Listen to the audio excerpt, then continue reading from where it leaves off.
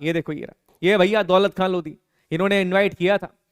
अब बाबर ने, यहां से बाबर की यात्रा शुरू होती है और इस तरीके से बाबर जो है वो भारत में इंटर करेगा और उसका एक ही सपना है कि now I am going to come to the India, अब मैं भारत में आता हूं। अब कई विदेशी इतिहासकार, ध्यान से मेरी बात सुनिएगा, जिन्होंने राजपुताना को, जिन्होंने मेवाड़ को, जिन्होंने राजस्थान को, जिन्होंने भारत के इतिहास के को धूमिल करने की कोशिश करी, उन्होंने हम लोगों में एक भ्रांति फैलाई है। भ्रांति मतलब एक झूठ फैलाया। उन्होंने झूठ क्या फैलाया? उन्होंने झूठ फैलाया कि बाबर को भारत पे हमला करने के लिए राणा संग्राम सिंह ने आमंत्रित किया था, जो राजपूत रूलर थे मेवाड़ के। 80 घाव, एक हाथ नहीं, एक पांव नहीं, एक आंख नहीं, बताया था मैंने, घोड़े पे बांध के इनको लड़ने भेजते थे, बट हाइट और पावर इतना ज्यादा कि देख के दुश्मन कांप जाता था।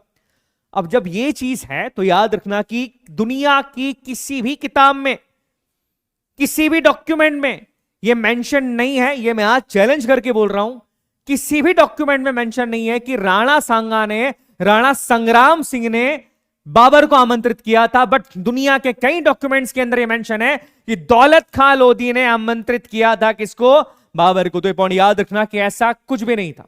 मैं क्लियरली आपसे कह रहा हूं। हाँ, राणा संग्राम सिंह दिल्ली पे हमेशा हमला करते थे, वो चाहते थे कि इब्राहिम लोधी को हरा दिया जाए। उन्होंने बहुत बड़ी सेना भी खड़ी कर ली थी, बहुत बड़ी सेना खड़ी कर ली थी, बट राणा संग्राम सिंह दिल्ली पे हमला करते इससे पहले बाबर ने हमला कर दिया।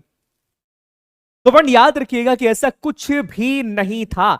इस चीज को अपने दिमाग से निकाल देना, और जो भी तुमसे अगली बार ये बात करे बोलना भैया डॉक्यूमेंट दिखाओ, किस हिस्टोरियन ने कहा है, किस किताब में लिखा है, कहां पर ये चीज लिखी है।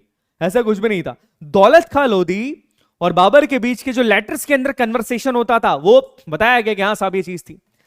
बट राणा संग्राम सिंह की छवि को धूमिल करने की कोशिश कई सारे इतिहासकारों ने करी है, क्योंकि जो विदेश के इतिहासकार है वो हमारे देश के इतिहास को हमेशा खत्म करना चाहते हैं, धूमिल करना चाहते हैं। इसे हमेशा याद रखिएगा।